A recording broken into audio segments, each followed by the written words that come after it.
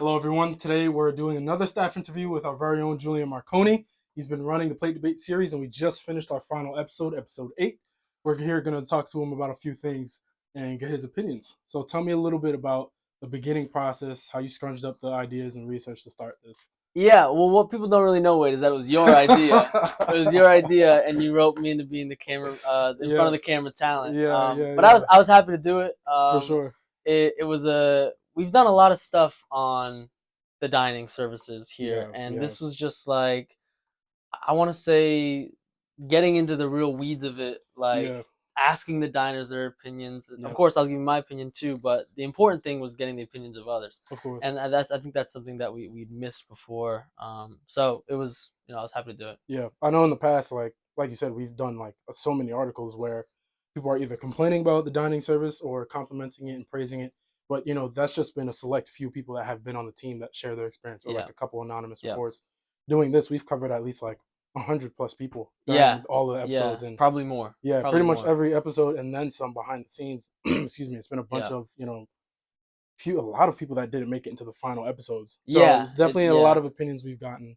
And speaking of which, like, what do you think, in your opinion, was a general consensus about, like, all right, is Commons really as bad as people say it is, or is it great, or like all that stuff? You know what I mean? You hear a lot of trash talk on Commons, but I mean, most of the opinions we got were smacks. Yeah, we got mostly smacks. We did. Like, if I was to average out the whole series, stratify all the data, it was probably 80% smack.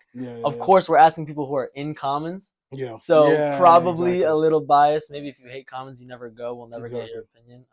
So maybe in the future we could branch out to other dining areas on campus and stuff. But yeah, overall we saw a lot of smacks. We had some very good food. We did. We had some things I didn't love. International Day was fire. International Day was fire. I dream about the empanadas. I dream about them. And the bonus PDR was great too. Can't yes, about that was definitely don't miss the next PDR, guys. Thank you, dining services, for that. That was wonderful.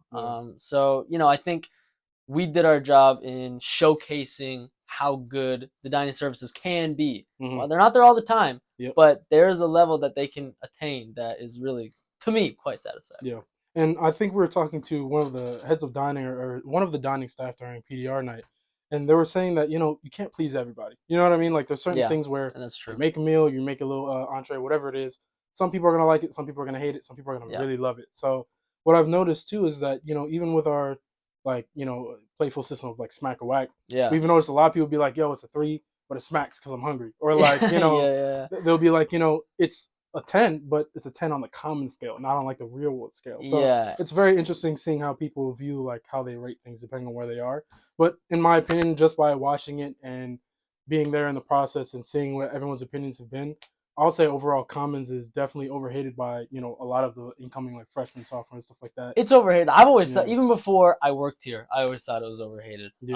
So I'm glad I have a platform to finally voice that. Yeah. I'm always there eating. Yeah, I love of course. Listen, you need that replenishment. You know what I mean? You do. I want to bring up something that people were talking about.